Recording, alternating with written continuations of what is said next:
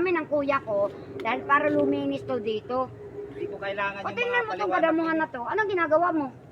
Ba't may iniwan ba kayong pang grass cutter? Diyan wala naman kayo iniwan ha. Ultimong pantrim ng damo, wala kayong iniwan ha.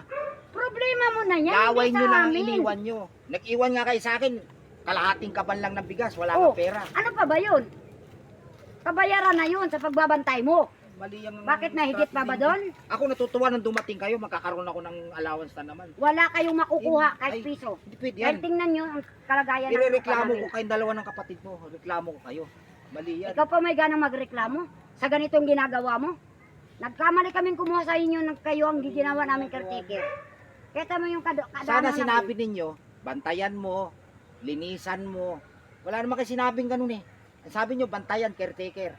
Bubo ka pala. Binantayan ko para walang nakapasok na Yan squatter. pala ang napagkaintindi mo. Malabo kayo mga O di, ano ang ginagawa Kayo mo? ang bobo. Nagparakain ka lang.